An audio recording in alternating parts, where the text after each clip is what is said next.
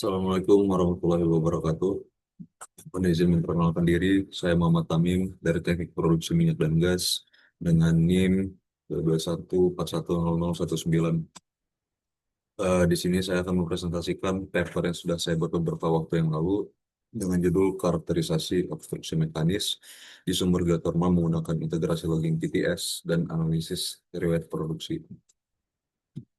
Berikut ini adalah outline pada presentasi saya, itu terdapat pendahuluan, metode, hasil dan pembahasan, kemudian ada kesimpulan. Langsung saja, latar belakang penelitian ini itu karena terdapat sumber produksi di salah satu lapangan geotermal Indonesia yang mengalami penurunan laju alir sebesar 17,3% dalam periode 1 sampai dengan 14 Maret 2025. Berdasarkan evaluasi awal, indikasi paling kuat mengarah pada terbentuknya akumulasi scale di sepanjang kolom sumur atau pada area dekat feed zone. Temuan ini nantinya akan menjadi dasar sebagai perlunya investigasi lanjutan melalui program logging PTS atau pressure temperature spinner dan diagnostic testing untuk memastikan ketebalan, lokasi serta karakteristik scale yang menyebabkan degradasi produksi sumber tersebut. Berikut itu adalah metode. Jadi untuk metode itu kita pastinya mengumpulkan data historis dan analisis data produksi sumur. Eh, jadi sumur ini merupakan sumur two phase dengan estimasi entalpi sebesar 1850 kJ per kilogram pada kondisi normal dengan historical obstruction pada depth 391 meter. Untuk data produksi harian itu kita kumpulkan dari tanggal 1 sampai dengan 31 Maret meliputi wellhead pressure, mass flow rate, wellhead temperature, dan pembukaan flow control valve. Kemudian metode berikutnya adalah operasi logging PTS. Jadi PTS ini merupakan eh, alat ataupun metode pencatatan dan flow yang digunakan untuk mendapatkan profil tekanan, temperatur, dan kecepatan aliran fluida di dalam sumur. Alat itu terdiri dari tiga sensor. Yang pertama sensor pressure untuk merekam distribusi tekanan sepanjang kolom sumur. Kemudian ada sensor temperatur untuk mengukur perubahan temperatur sebagai indikasi kondisi termal dan keberadaan feed zone. Dan terakhir ada spinner flow meter yang berputar sesuai kecepatan fluida sehingga dapat menentukan arah dan besar laju alir. Berikutnya adalah pembahasan. Jadi di tabel ini terdapat data dari awal decline, decline, bleeding, dan recovery. Jadi bisa dilihat juga untuk flow pada awal decline itu di sekitar 87,2 dan di akhir menjadi 72,1, dan setelah kami hitung itu terdapat penurunan sebesar 17,3% dengan pembukaan FCV yang sama itu di 30%.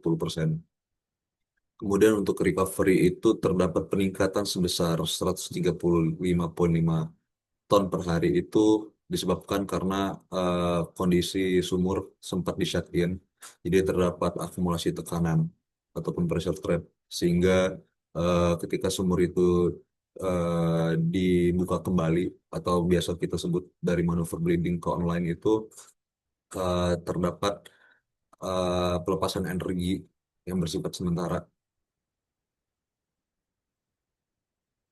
Oke, yang berikut ini adalah well schematic dari sumur yang bermasalah. Terdapat beberapa lapis casing yaitu konduktor 30 inci, surface 20 inci, intermediate 13,3/8 inci, perforated liner 95/8 inci, dan deep production liner 7 inci. Kedalamannya sudah tertera dan historical obstruksi itu di 791 meter.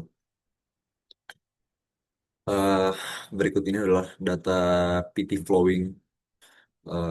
Bisa dilihat pada depth 791 meter itu saturasi indeks kalsit itu poinnya berada di plus 0,8 ya, menunjukkan supersaturasi pada zona obstruksi akibat pressure drop dari feed zone. Analisis menunjukkan bahwa scale terbentuk pada zona transisi dari feed zone ke reservoir ke wellbore pada kedalaman sekitar 791 meter. Jadi pressure drop yang signifikan ini bisa menyebabkan CO2 degassing yang meningkatkan pH dan memicu presipitasi kalsit. Berikut ini adalah profil PT yang terkoreksi menggambarkan kondisi alir sumur ketika tekanan turun dari 54,2 bar pada kedalaman terminal di 785 meter hingga mencapai 14,4 bar di wellhead di ground level ya, di 0 meter. Di penurunan tekanan yang tajam di sekitar zona fit entry pada kedalaman 791 meter diduga menjadi pemicu terjadi degassing CO2 yang kemudian mendorong proses presipitasi kalsit dan membentuk endapan sekalian pada interval tersebut. Pembacaan dari spinner voltmeter juga menunjukkan peningkatan terhadap bertahap dari 115,2 rps menjadi 107,9 rps dengan variasi kurang dari 2,3%. Yang menandakan tidak ada zona fit utama di interval yang di lock menggunakan persamaan kontinuitas untuk two phase dan asumsi void fraction konstan. Estimasi ketebalan skala deposit adalah sekitaran 22 sampai dengan 25 mm atau sekitaran 1 inci pada zona obstruksi di depth tadi 751 meter. Eh, Berikutnya ini adalah tension dari wireline yang kita running. Ketika run in hole itu terdapat tension drop itu di kedalaman yang sama di 785 meter. eh jadi kenapa ada tiga eh kali running? Jadi dummy ini merupakan protokol sebelum kita melakukan logging survei. Jadi dummy ini sebenarnya cuma untuk memastikan agar tools asli itu tidak rusak ketika sudah running yang aktual. Jadi dummy itu istilahnya seperti replika dengan ukuran yang sama. Misalnya tools itu di sekitar 4,5 inci, dummy-nya juga 4,5 inci. Itu kita running untuk memastikan tidak ada stuck ataupun trouble yang lainnya. Jadi itu sudah prosedur wajib ya untuk di logging. Jadi ada damiran satu untuk mengidentifikasi kedalaman maksimal pool tanpa sensor aktif. Kemudian damiran kedua itu untuk konfirmasi. Yang ketiga itu adalah PS flowing run untuk profil aliran dengan sumber dibuka pada FCV 25%. Eh, Berikutnya setelah beberapa tahapan tadi kita lakukan, eh, kita nantinya bisa menentukan dengan tentunya dengan reservoir engineer-nya untuk strategi intervensi terintegrasi. Dari awal itu ada tahap satu, mechanical cleaning melalui broaching operation pada interval 785 sampai dengan 820 meter. Ini merupakan metode penumbukan. Jadi alat itu nantinya akan menumbuk scale yang ada di dalam dan scale itu akan keluar setelah sumber itu kembali ke posisi flowing. Kemudian ada chemical treatment menggunakan acid stimulation dengan HCl di 10 sampai dengan 15% atau citric acid untuk mengeluarkan sisa scale. Kemudian ada verification melalui drift run 12,5 inch dan PTS logging ulang untuk konfirmasi pemulihan dan menghitung productivity index improvement. Tahap 4 itu ada long term prevention meliputi continuous scale inhibitor injection dosis rendah melalui dedicated chemical injection line mount with high rate flushing untuk mobilisasi loose deposits, wellhead pressure optimization untuk mempertahankan tekanan di atas critical CO2 degassing pressure bila memungkinkan dari perspektif manajemen reservoir, serta quarterly water chemistry monitoring untuk menyesuaikan formulasi inhibitor. Estimated cost benefit analysis menunjukkan payback period 3 sampai dengan 4 bulan dengan assume production gain 40 sampai dengan 50 ton per hari. Cuman biasanya untuk penanganan scale yang awal itu ya yang seperti tadi dari logging PTS, kemudian kita lakukan broaching dari pengalaman yang sudah saya jalani, karena itu merupakan eh, pembersihan scale yang paling ekonomis dan lumayan efisien apabila itu dilakukan secara rutin, mungkin per 3 bulan sekali.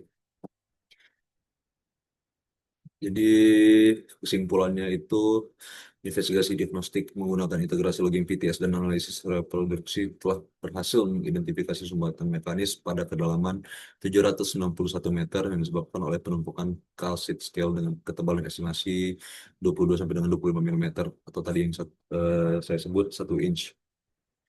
Penurunan flow rate sebesar 17,3% dari 87,2 ke 72,1 ton per hari dalam waktu 14 hari tanpa perubahan valve opening. Itu FCV-nya ya. Tervalidasi oleh teman physical obstruction dengan karakteristik tension signature yang konsisten dengan cemented scale deposit.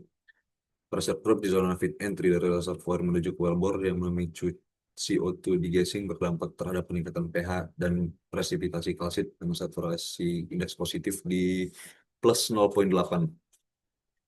Penelitian ini merekomendasikan strategi intervensi terpadu yang menggabungkan mechanical broaching untuk pembersihan scale, chemical treatment dengan assist stimulation dan continuous scale inhibitor injection, serta long-term prevention program meliputi wellhead pressure optimization dan quarterly monitoring untuk pemulihan produktivitas berkelanjutan dan mencegah rescaling.